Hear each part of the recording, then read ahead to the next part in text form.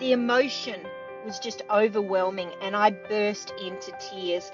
And they weren't tears of fear, they were tears of joy.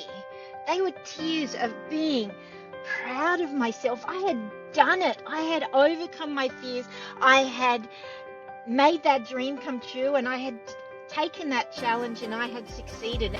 Welcome to Daring Breakthroughs, the podcast that is obsessed with helping you build unstoppable confidence, gain crystal clarity, and create powerful networking connections that create a competitive edge. We are all about sharing practical strategies and inspiring stories from daring people who have achieved remarkable breakthroughs. I know that if you can see it, you can be it, because I navigated my own career from Walmart to Wall Street. And my friend, you can too. I'm Jenn Landis, your host and the author of Break Up, Break In, Break Through. Today, we celebrate the story of Jennie Milton, otherwise known as Adrenajen. She's an extreme sportswoman, professional coach, and speaker with a fascinating story. We'll learn her strategies for overcoming fear and using it to break through the obstacles that stop us from pursuing our dreams and career goals. I can't wait for you to hear her story. Let's go. Today, I am so excited because I get to talk to one of my favorite people, and I get to introduce you to my friend, Jennie Milton, otherwise known as Adrenajen. She's a globally recognized expert on overcoming fear and building bold confidence. Don't you love that? She's a world-class athlete turned performance speaker. She's worked with Olympians, business leaders, and high performers across sports, life, and entrepreneurship to help them transform fear into fuel and unlock unshakable courage. With clients in Australia, the US, Japan, and beyond, she's trusted by platforms like Columbia University, Mic Drop Academy, and Fearless Women's Summits. So appropriate for Adrenajen. Jennie delivers high-impact results that help people expand their fear tolerance and thrive under pressure. She holds certifications in avalanche safety, wilderness first aid, media, and performance speaking, and brings over 30 years of experience as an entrepreneur, guide, and coach.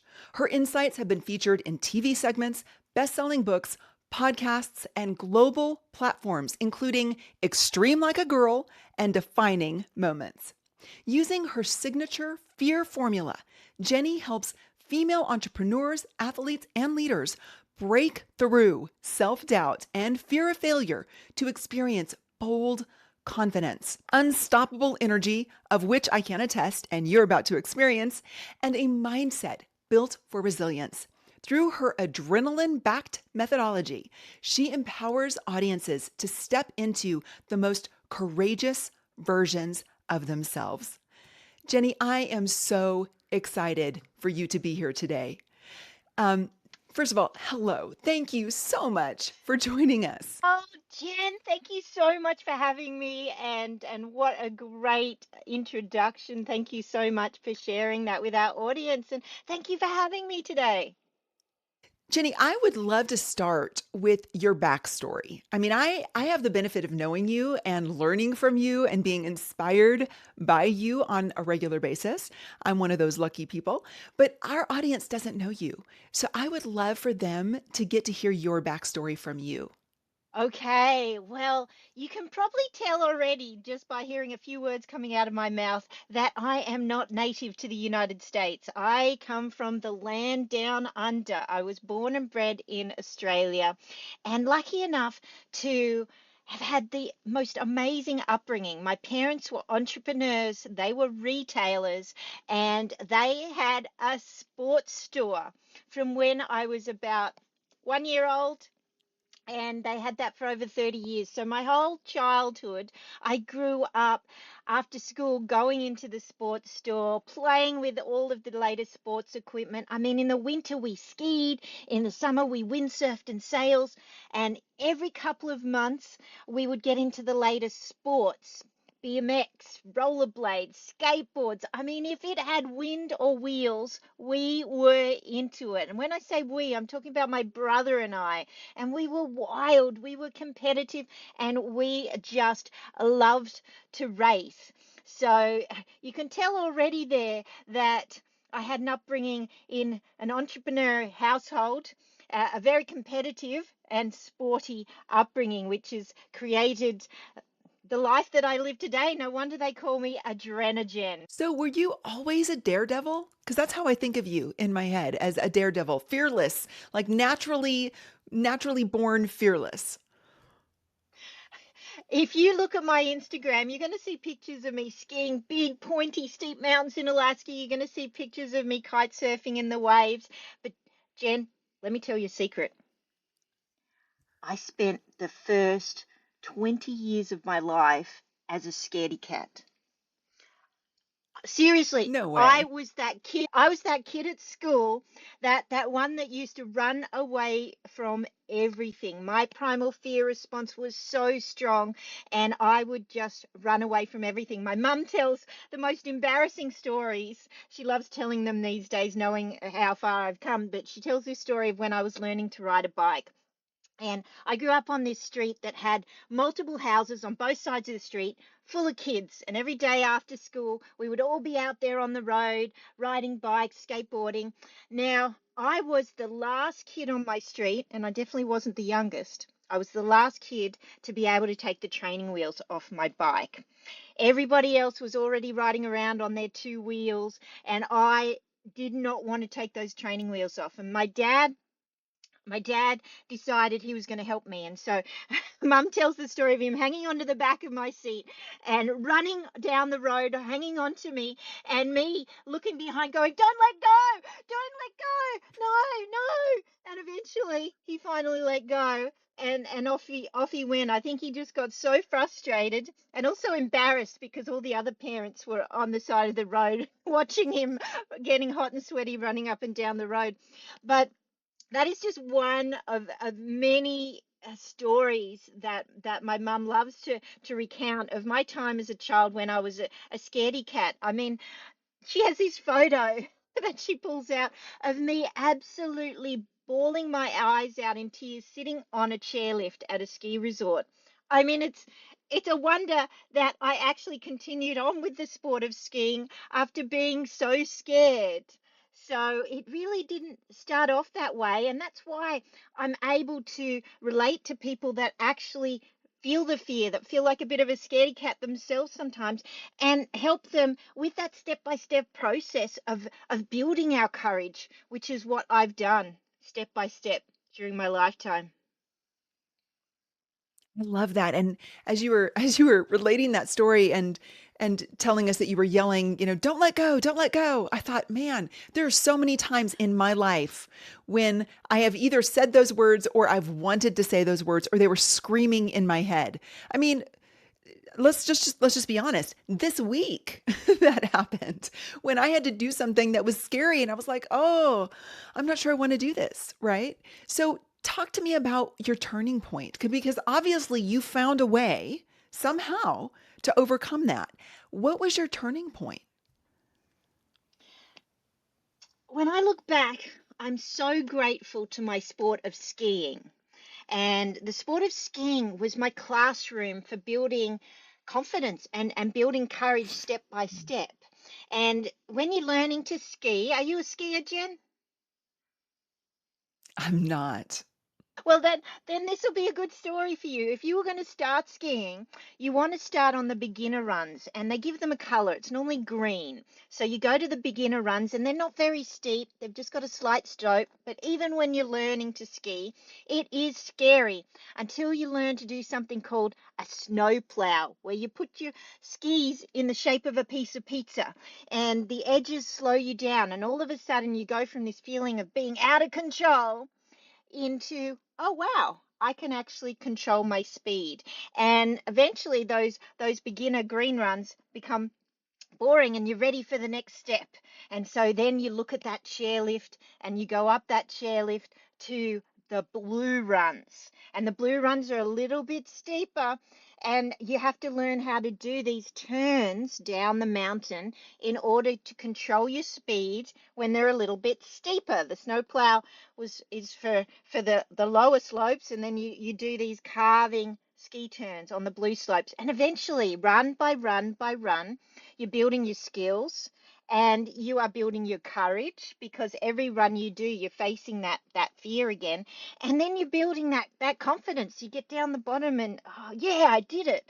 And then finally, your friends or your brother challenge you to go to the top of the mountain, all the way to the top on that chairlift, to the black runs, black diamond runs. And they are terrifying when you first get there. They're a lot steeper. Most of the time they're covered in these bumps called moguls. And there's really good skiers up there, and they're going past you at full speed. So there's all this stuff happening, and you really experience that fear once again. And by the time you get down the bottom, maybe you need to get another lesson at this point, and getting a coach to help you with those skills will help you feel a little calmer and get you to the bottom. And when you get down the bottom, whew, you are feeling good. You've built that confidence. You made it. That thing that once scared you, you did it. You overcame that fear, and you found that courage, and then that reward is confidence. And so skiing, while I was growing up, my brother and I both learned to ski at about the age of 3 or 4. And as we improved, so did our courage and our confidence. Now, for those skiers in the audience, maybe Jen doesn't know this one just yet, but what comes after the black runs? Well, big pointy mountains in Alaska. You start looking at all the movies, and all of the good ski movies have these segments in them of the pros going heli-skiing. They get a helicopter to the top of the mountain because there's no chairlifts there. And all of a sudden you start wanting to dream about going to that next level. And that's what happened to me. One day I remember this moment so clearly, because it is that moment that I made a decision. And that decision was, I was watching this movie with a bunch of my staff. I had my own retail store by this point. What happened was my parents had the sports store, and all of a sudden, some of the younger people's sports like snowboarding and skateboarding were becoming popular, and the skiers and the snowboarders didn't get along.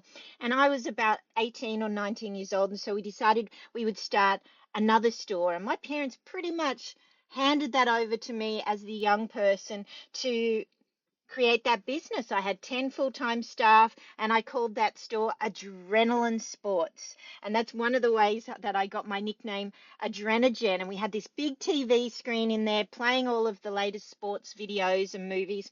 And one day, we're a little slow. I'm there watching this ski movie, or snowboard movie it was, with a bunch of my staff. They're all men. I'm the only female. And one of them says, "Wow, that guy is awesome. That looks so steep, so scary. I could never do that." And I remember looking at that, and the words came out of my mouth, "I'm going to do that one day." And he looked back at me and said, "Yeah, right, Jen, sure." And, and that was the challenge. Somebody thought that I couldn't do it, and I had to prove to them that I could. And it took me about 2 years, but for my 30th birthday, I was flying to the United States to go to a business conference in Las Vegas, where they have all the latest sporting equipment that I got to see first to put into my store. And there was a group of Aussie guys going up to Alaska to go heli-skiing. And I said, "I want to go too. Can I come with you?" And they said, "Sorry, Jen, this is a boys' trip. If our wives ever found out that a woman was on that trip, we'd be in trouble. And I begged and I pleaded, and they said no, no, no. And a couple of days later, they came to me and said somebody just dropped out. We've got a spot, and either we pay for that spot or we need to find somebody to fill that spot. And I said I am in. And so all of a sudden, the trip to Alaska was planned. We go up there, and I'm the only snowboarder, and I'm the only female in a group of 10 Australian industry professionals in the ski industry. And I didn't find out until after the fact. But when you go in there and you sign the waivers, and you speak to the person in charge who's going to put you in groups, and they ask your experience. I didn't realize, but the boys had said, "Look, she's with us in our group, but we don't really want to ride with a snowboarder." And so I got put into a group of people that I didn't know. And I ended up getting really lucky at being put in this group with a guide called Jerry. Now, Jerry was the lead guide, and he was a legend, absolute legend up in the Alaska world. He takes all the pros out when they're filming the movies. He had been guiding for over 20 years, and he had more experience than anybody. So to get in a group with Jerry, it felt like that was a bonus to me. And he would always go out first. So as the helicopter took off and I'm in there, I got to wave to all the boys. Bye, boys. I'm heading out first, and we fly up and we land on this steep ridge line.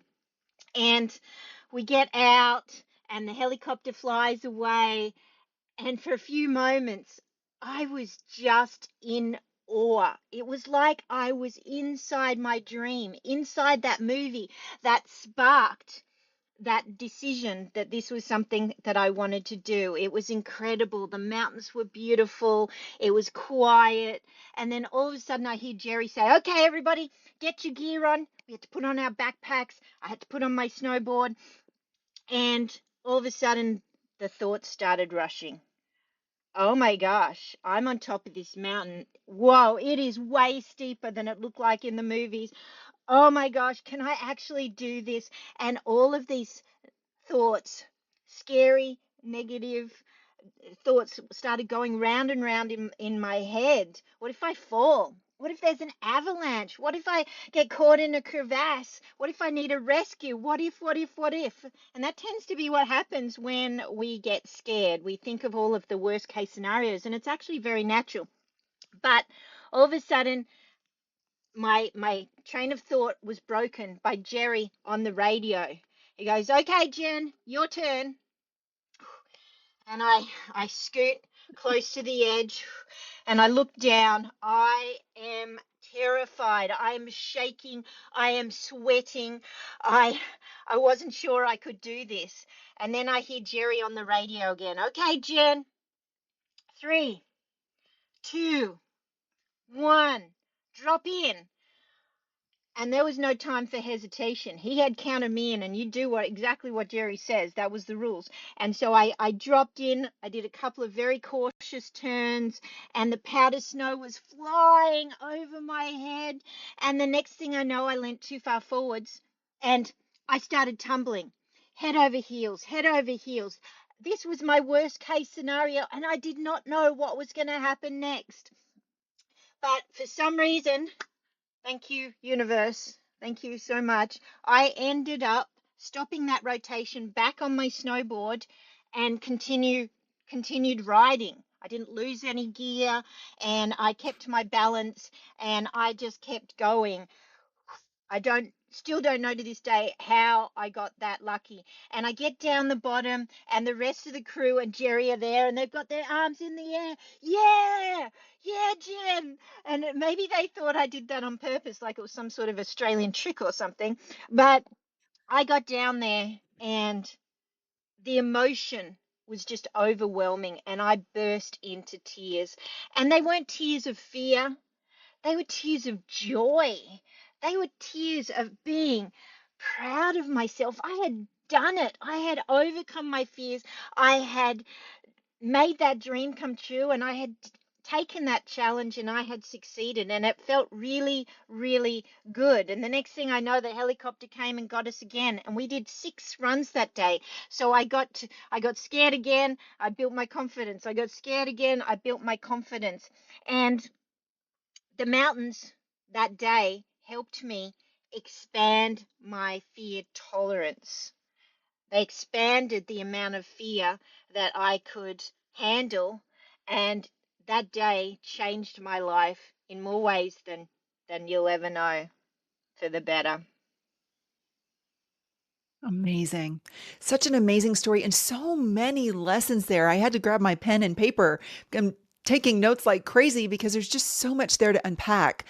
I want to go back to and I want to linger on a few of the things that you shared with us, Jenn. One, the tenacity of saying you're going to do something, this group of skiers, professional Australian skiers, you're going to go do something I've always wanted to do and I want in. So that tenacity of seeing it and using your voice, which we sometimes struggle with as professional women, right? We struggle to speak up. You use your voice, you advocated for yourself, which is also something that is incredibly difficult to do. I mean, for many of us, that right there would have been a huge win. Hard stop. Just advocating for ourselves. So I want to talk a little bit about that. Like, was it your exuberance that just gave you like the courage to say, I don't care that I'm not invited and that you've turned me down 5 times. I'm going to do this anyway. Like, take us into what was it that gave you the ability to use your voice in such a powerful way to say, I want in. That's my dream. I want it. There's a couple of things, Jen. And the first one is one of my values in life. And that is, if I say I'm going to do something, I'm going to do everything possible to make it happen. I don't want to be one of those people that just talks about it. I mean, we all know those people that talk about all these things they're going to do and they never do it. And so I set that value of my own long ago, that if I say I'm going to do something, I'm going to do it. And the other thing was that I love a challenge, and I think that comes from my brother and I competing in our sports from a young age. That if somebody sets me a challenge and I accept that challenge, again, I'm going to do anything possible to make it happen. And so having a bunch of men can be very intimidating, and many of us as professional women know that feeling of being in a male dominated sport or industry. And the only way that we can stand on that even keel with those men is to advocate for ourselves, to stand up and to believe that we are equal, that we have something to offer, and that we can do it. So I think a combination of those three things, Jen. And skiing is a sport that's male dominated. Extreme sports is male dominated. And so I was already used to doing things with men. In fact, my retail sports store, I only ever had one female work for me. The rest were boys and men. And so I had that courage to stand up and believe that I could go with them, even when they told me no multiple times. And even though I knew I wasn't just standing out as a female in the males, but I was standing out as a snowboarder as well. And the snowboarders and skiers really didn't get along. So I had to trust in myself and believe that it was possible. I love that. So bold. When I'm talking about these kinds of things and the moments that I've had, um, similar where male dominated industry and I had to do things that scared me, and I'm a believer that we should do something that scares us as often as we possibly can because that's where growth happens. But the way I've described it often is that the mission of that moment, the mission is more important than my personal comfort. Your mission to be trustworthy for yourself, to follow through on what you said you were going to do was more important to you in that moment than the personal discomfort of being singled out because you used your voice and you advocated for yourself. Like that was the lesser pain of the two because your mission was more important. And I think sometimes we forget that if we just lead with that mission, sometimes we'll find ourselves on the top of a freaking mountain and looking at a steep hill down, just as you were, right? Which is where you felt a spark. And that's where I want to take this next, because I also talk about sparks and how we all need those moments of inspiration that help us envision a future that we didn't think was possible for us. And you had two of them. You had the spark in the ski store watching the movie that led you to say, I'm going to do that someday, which created the mission that then, what, I think you said 2 years later, you're standing on the top of a flippin' mountain looking down going, I'm meant for this. This is me. I mean, it sounds like you felt so fully alive in that moment. So talk a little bit about that moment, the spark, and how that then, I mean, I think it probably played into your willingness to get back up and go do it 6 more times. I love that you're calling it the spark. What a great way of putting it. And I also love that you mentioned that it's so important that we challenge ourselves on a regular basis. And that's where I started this conversation, was sharing that I'd been a skier and I had continued to push myself steeper and steeper, and had that feeling of fear come up, and then enjoying the feeling of overcoming that fear. And to me, that spark, Jen, I'm going to call that adrenaline. Your adrenaline kicks in. Now, when we get scared, and we all get scared whenever we're doing something we've never done before, because we don't know the outcome. And it is natural, as much as it's natural to be hungry and need to eat, it is natural for our primal fear response to kick in.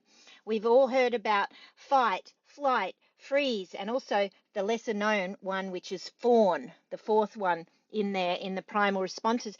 And it is natural for us to dive into one of those. We tend to have some that are more common. I'm the flight girl, which makes sense because I'm a professional kite flyer. But flight, I always want to run away when something scares me, and it doesn't feel good when we're in that moment of wanting to survive and needing to run away, to freeze, to fight with the whole situation.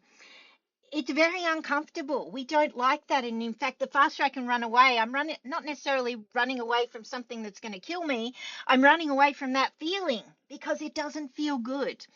But what happens in our body when we get scared is that a hormone called adrenaline kicks in.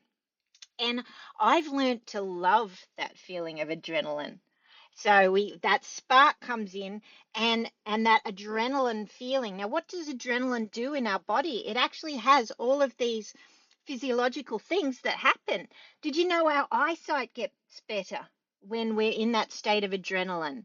our our observations become better, our senses become better. We can actually, if we're in pain, that pain actually goes away because our bodies are preparing for action. They're preparing to deal with whatever was scaring us. And so it's actually our inner superpower that puts us in a physical state that we weren't in 5 minutes ago. We feel fitter, we feel healthier, we can get more oxygen in our body. And so, if we realize that when we get scared, that, oh, this isn't just a feeling of fear, Oh, I feel the adrenaline starting to kick in. And it's like, to me, it's like a spark. It's like the spark plug in a car going off to start my engines. Okay, I am primed and ready to deal with this fear. And the more that we can actually be aware of that adrenaline kicking in and trusting that it's going to help us deal with whatever we're doing. I mean, it happens to me when I'm speaking on a big stage. Speaking in public is one of the top fears, they say, when surveyed, that scares people.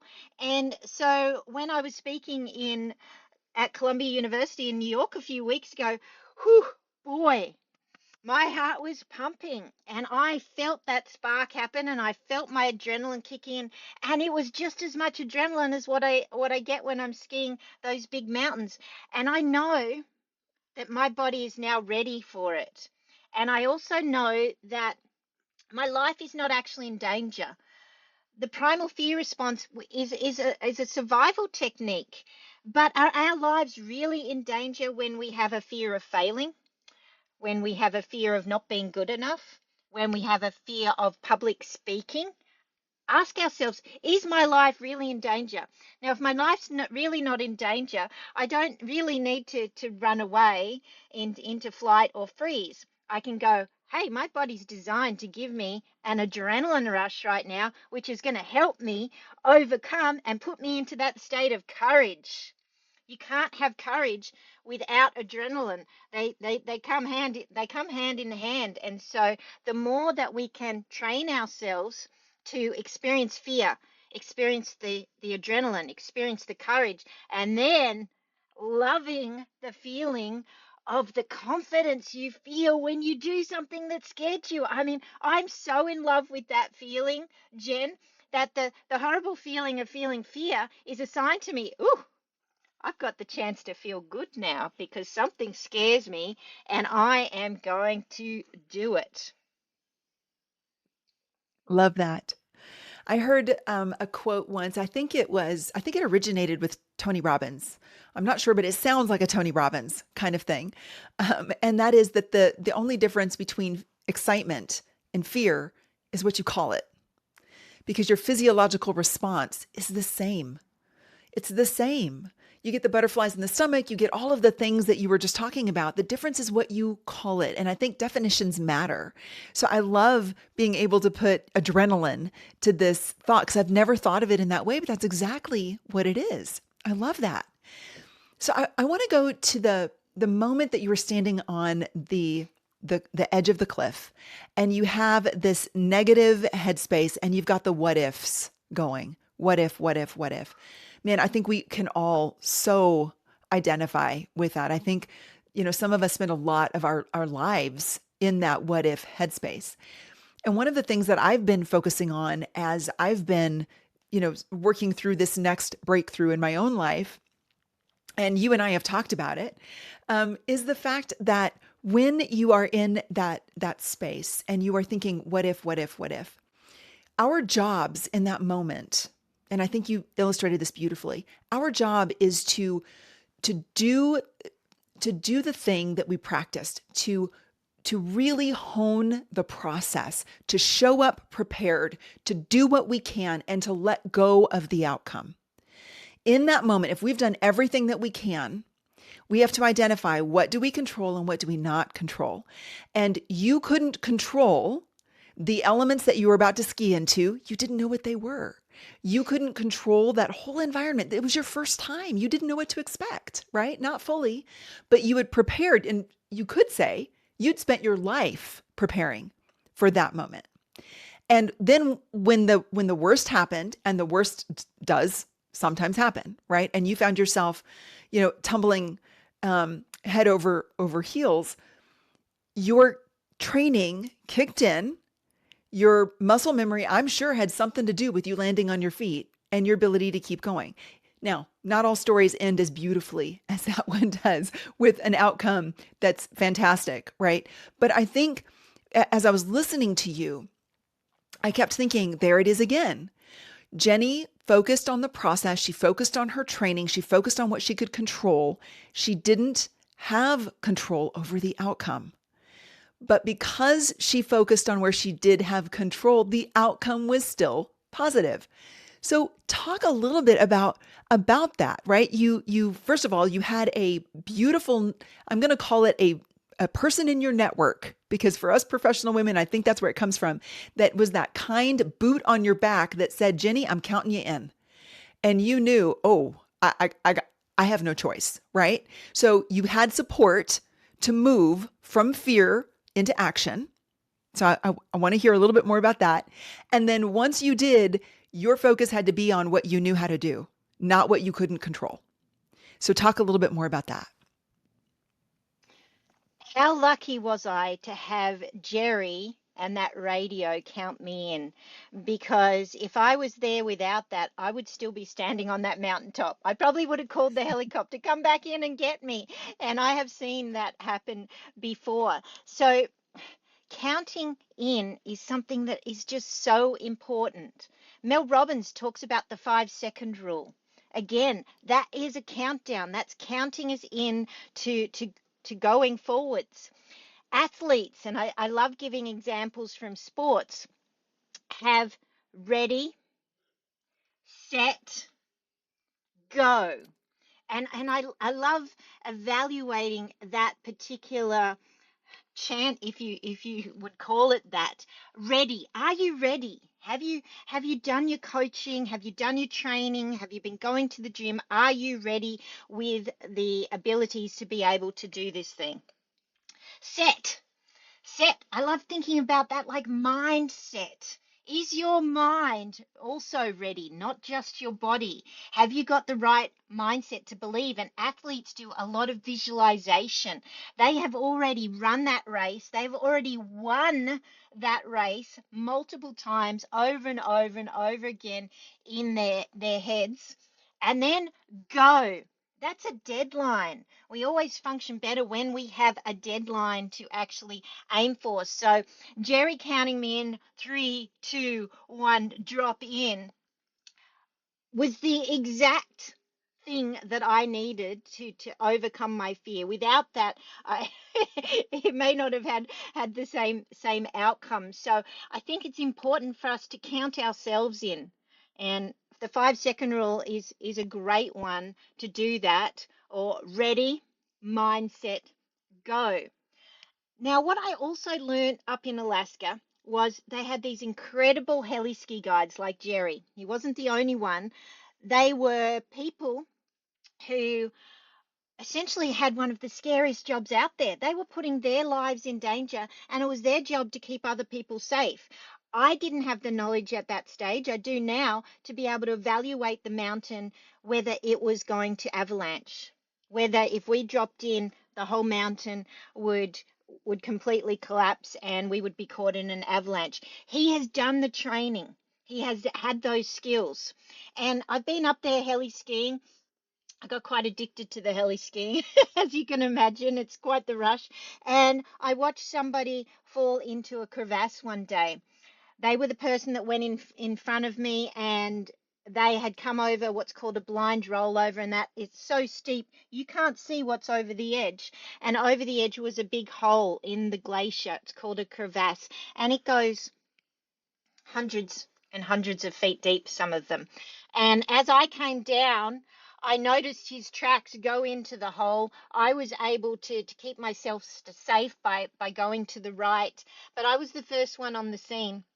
And I was on the side of that hole yelling his name.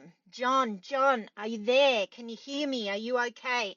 And I didn't hear anything.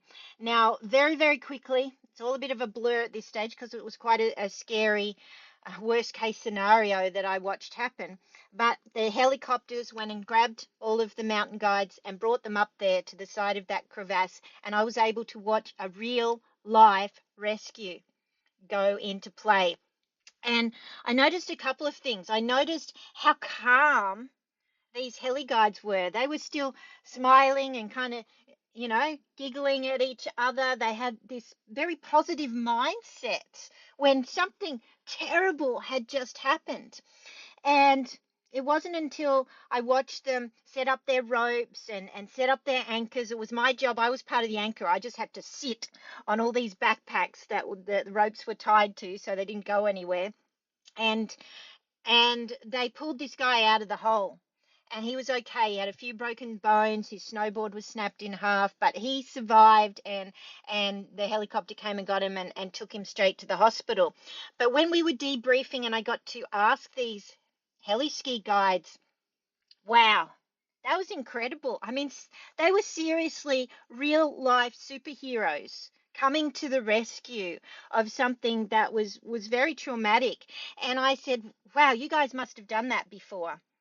And they told me that they had actually never, ever done it in real life before, but they had practiced thousands and thousands of times. Back at the base, they had set up their ropes over buildings and over snowbanks, and they had practiced getting people out of holes. It's called crevasse rescue training. But this was the first time that they'd ever done it before. But if they were scared, they definitely didn't show it. They were calm because they had practiced so many times before. And that was part of the reason why I came up with what I call the fear formula, Jen. And this is what I share with my clients and my students to overcome fear rather than staying in those what ifs and that horrible feeling of fear when we want to run away. Let's break up the word fear into each letter. F. F stands for forecast. So in this particular situation, the guides, they forecast the weather. They forecast the avalanche danger. Uh, People in finance, they forecast the stock market. In business, we have to forecast our season of sales and what we're going to do. Forecasting is not just about weather, but if we forecast that it's a beautiful sunny day, but there's some rain coming this afternoon, we can prepare ourselves to make sure we've got an umbrella. And we turn up at work, everyone's like, why have you got an umbrella? And then sure enough, we walk home and stay dry and everybody else is running and getting wet because we forecasted and we were prepared. So we can do the same thing with our fears. Let's forecast that I'm going to have to speak at a meeting or public speak on a stage, and it's going to happen at 10 a.m. on a Thursday. Let's name it. Let's put it in the calendar. Forecast and name those fears. Now the E in fear stands for educate. By educating ourselves, just like those heli-ski guides did, by educating themselves and practicing, just like every athlete knows we need to practice, practice, practice, go to the gym, we are training that muscle. So what can we educate ourselves in to feel more confident? I had a lady the other day, I was helping her with the fear of going in the ocean. And I thought she was scared of sharks. I mean, typical Australian. And I go, are you scared of sharks? She goes, no, I'm scared of jellyfish. I said, wow, okay, tell me why. And she told me that she had been to the ocean one day and there were jellyfish all over the sand. And she was freaked out. She didn't want to get in the water. And she had just every time the option of going to the beach or getting in the ocean arrived, she would just avoid, run away. And now she had a daughter who was about 3 years old, and she really didn't want to pass that fear on to her daughter. And the school holidays were here and she wanted to bring her daughter to the beach. And I said, okay, well, you could educate yourself to find out more information. Could you ring the local Coast Guard or the local lifesavers and ask them, are there any jellyfish in the water at the moment? Jellyfish sort of come in cycles. They're pushed in by a swell. They're not there all the time. That is something you can forecast. And so she did just that. She was able to gain more knowledge to say, okay, there's actually no jellyfish in the water. It's a good time to go. Now A stands for adapt. Adapt our mindset. There's always a mindset component in there. The athlete has educated themselves, they've trained, they've built their muscles, then they need to visualize winning, visualize the outcome. And so with this lady, we adapted her mindset by visualizing her daughter splashing in the waves, running up and down the beach as the waves chased her. Her daughter having this big smile on her face, "Mommy, mommy, look at me!" And that was the visual that she had. Now, R in fear stands for repeat. Confidence doesn't come in one offs. Confidence is built with reps. And just like I did at the ski resort, doing run after run after run, building my confidence, it's the same for her. Now, the very next day, Jen, I got an email and it had a video attached, and it was a video of her daughter playing in the waves, jumping up and down. That visualization we had actually came true, and she couldn't believe it, that this formula of fear, forecasting, educate, adapting our mindset, and then repeat had actually worked for her. And she was just so grateful, so thankful. And she said, "Jen, and the repeat part, I'm going back to the beach next weekend too." And so she was very excited. And if we can continually do things that challenge ourselves, then we are going to build that confidence.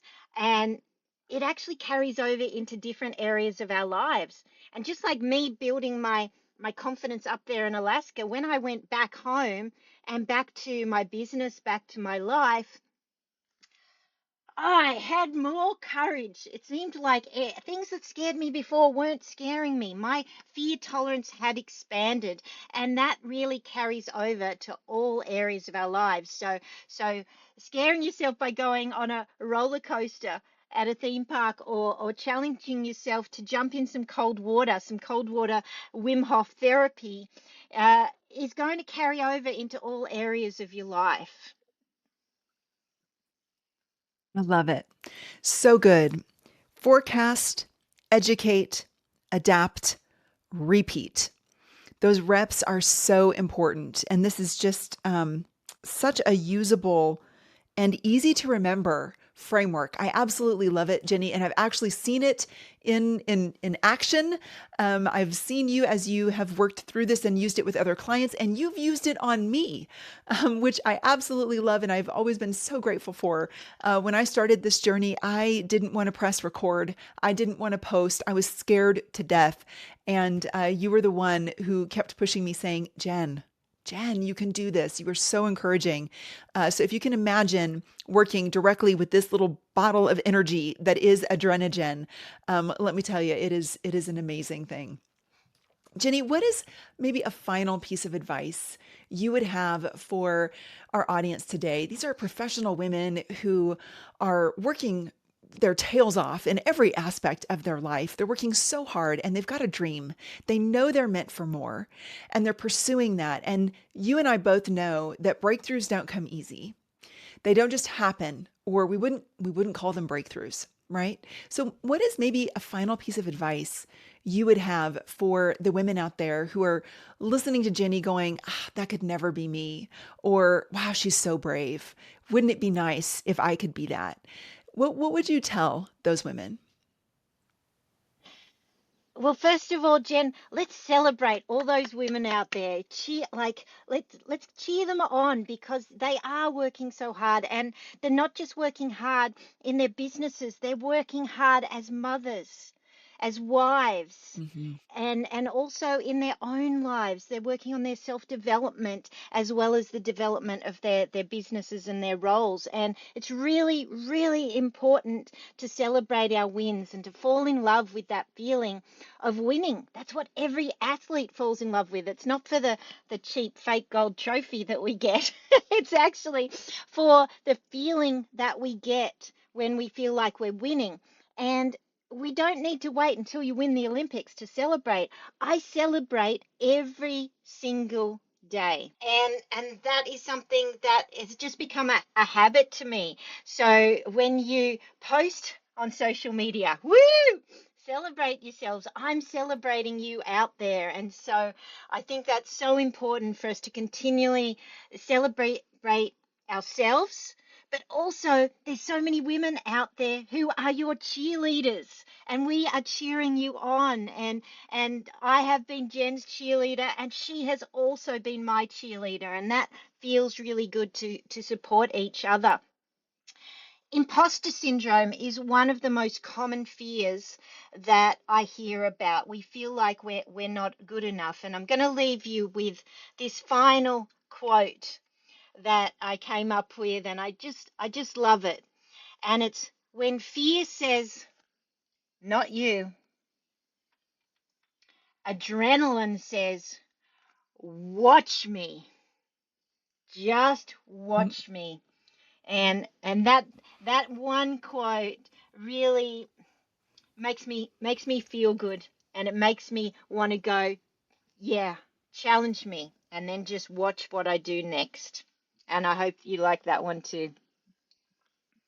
Oh my goodness, that sums you up in one sentence. And I have had the pleasure and the privilege of watching you shatter one challenge after another and do it with joy, with grace, with a fearlessness that is not fear absent, but is fear resistant. I'm going to say you do it anyway, and you inspire those around you. I'm just so thankful for your time today.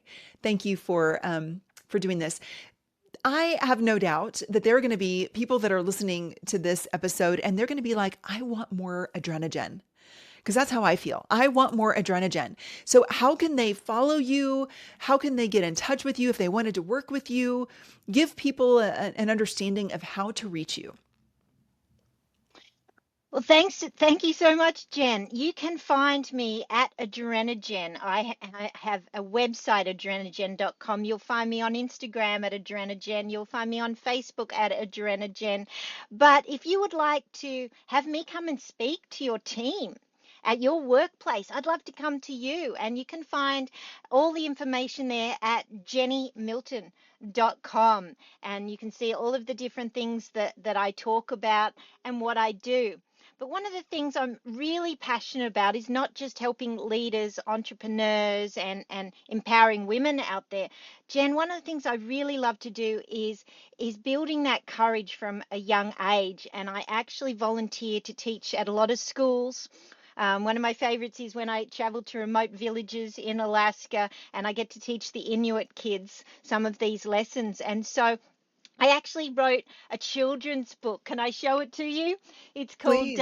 It's called Gale and the Red Kite of Courage, and it's a true story about me, and it teaches kids that when things go wrong, when traumas happen in our lives, that we can find joy in sometimes the simplest things like flying a kite, and that we can become best friends with mother nature, and I become best friends with the wind in this book. It's a beautiful story. It's also got some wind and kite and weather facts in the back, and instructions to also make your own kite. And I just love it when somebody sends me a picture of their kid flying their homemade kite that they've decorated, written their name on it themselves.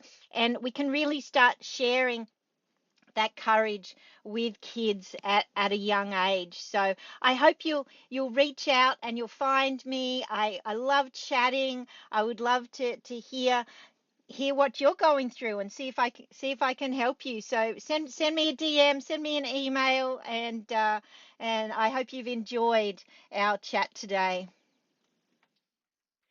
Jenny, I want to rewind for just a moment. It would be very easy to listen to you speak and think, wow, she's had an easy life. She's not been touched by any adversity. Her parents owned a sports store and they opened up a store for her and she must have a silver spoon in her mouth. And no problems to speak of other than overcoming her fear of something that most people can't even afford to do, heli-ski. I happen to know that is not true. That is not the case.